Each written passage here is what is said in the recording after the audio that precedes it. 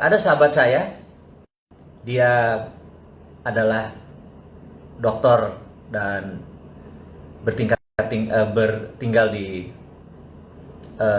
mana? Di Inggris. Saya lupa kotanya. Dan dia mengingatkan satu hal. Dia adalah lembaga researcher. Jadi dia kerjanya cuma meriset saja.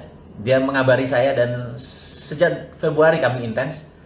Dan dia menyatakan sebuah informasi yang sangat penting yang saya pikir harus dibagikan ke teman-teman dan kalau perlu ke gugus tugas COVID. Jadi nomor satu adalah COVID akan ada selamanya sampai akhir zaman.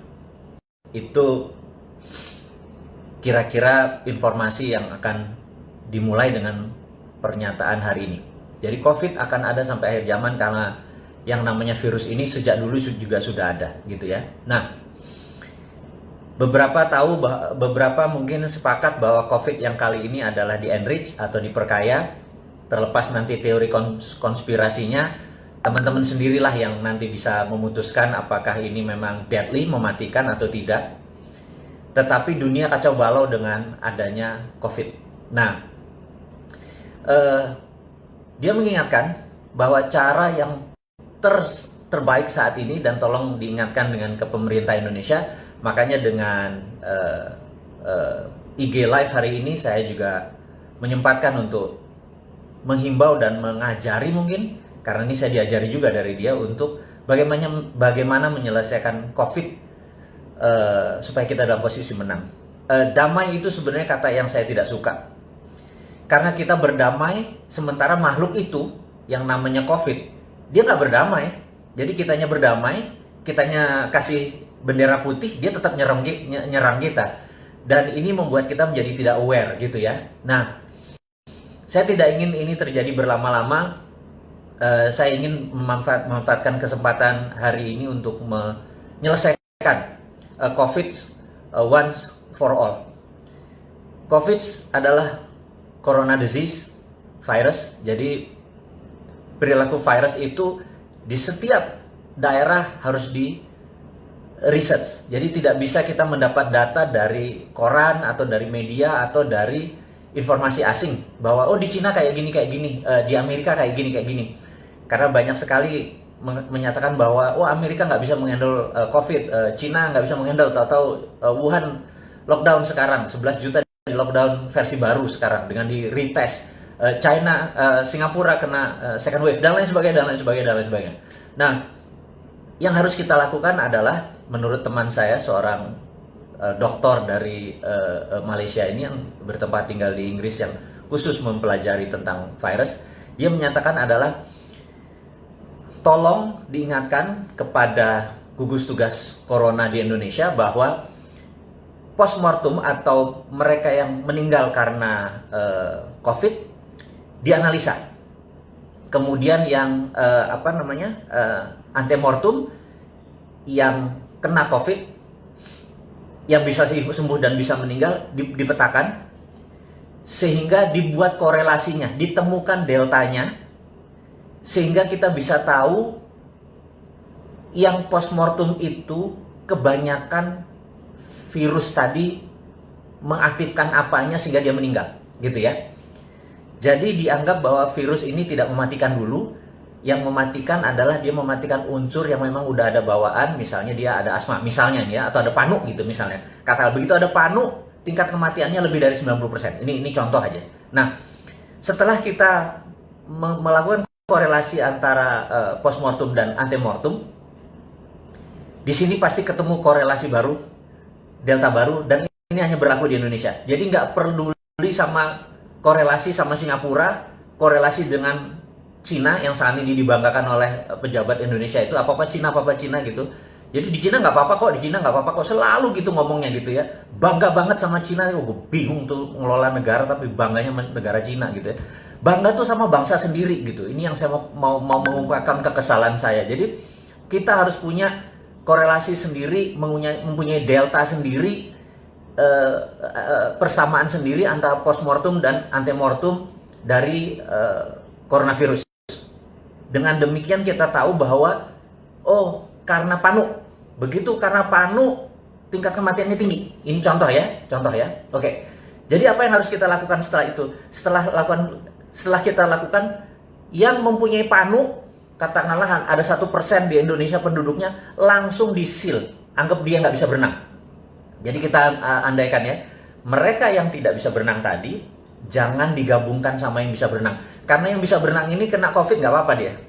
Tingkat kesembuhannya 99,9. Tapi kalau panu ini, tingkat mortalitasnya atau fatalitasnya 99%. Jadi ini yang dilindungi. Nah, jadi saat ini kita harus cepat menemukan mereka-mereka yang tidak bisa berenang, lalu langsung di corner, lalu langsung dijaga, dan yang ini garansi, ini tingkat kesembuhannya tinggi. Itulah metode yang disarankan oleh sahabat saya itu adalah lakukan ini segera dan habis itu nggak usah mikirin tentang lockdown. Udah keluar aja. Karena kita akan hidup dengan COVID forever, gitu. Jadi ada istilah istilah yang lagi populer sekarang, new normal gitu ya. New normal tuh kalau ditanya apa sih new normal, Anda pasti bingung new normal tuh apa aja. Itu adalah istilah orang pinter yang keminter yang membuat saya kadang-kadang apa sih new normal itu gitu ya.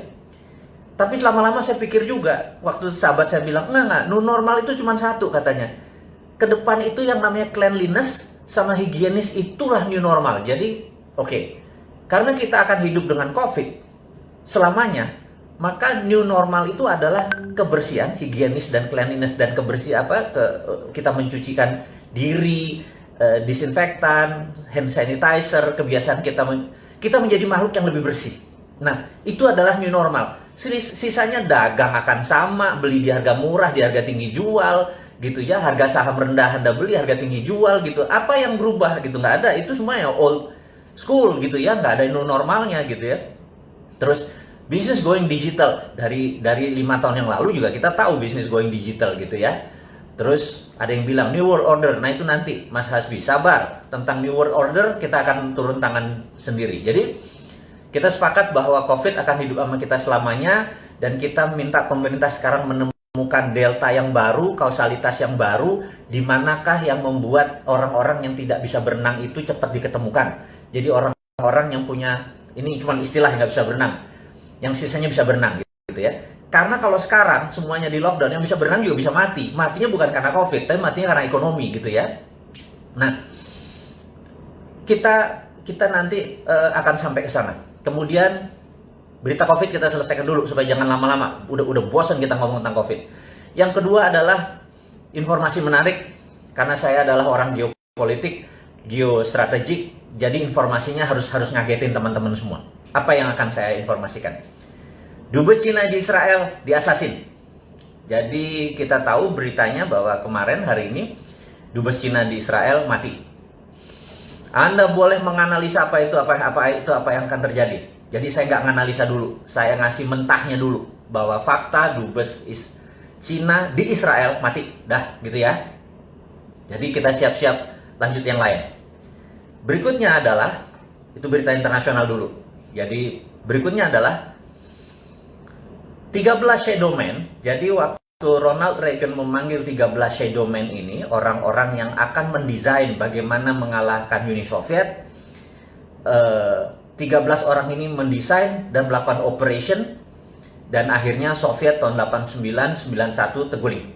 Puncaknya waktu di Afghanistan. Akhirnya dengan perestroikanya Gorbachev, apapun itu, mereka kekurangan uang, mereka kekurangan duit, mereka nggak ada sumber energi, Gorbachev nyerah, Soviet bubar. Gitu ya. Nah, 30 tahun kemudian 13 shadow man ini baru dibuka ke publik bahwa siapa mereka. Buku-bukunya banyak luar biasa dan ceritanya keren-keren.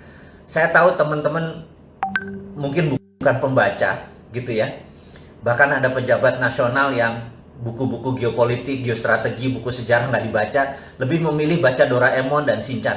Saya sudah baca buku Doraemon dan Shinchan, nggak ada tuh tulisan tentang Roger Robertson, orang-orang salah satu di antara 13 ini, saya nggak nemu gitu ya. Kalau dia nggak tahu siapa 13 orang ini, bagaimana bisa ngelola negara pejabat-pejabat itu? Saya pikir kok bacanya Shinchan. Saya juga pengen, oke deh, saya mungkin akan membuat komik Shinchan untuk diisi ceritanya tentang 13 shadow men ini supaya masuknya dari kekinian gitu ya, dengan membaca Shinchan dan Doraemon gitu ya.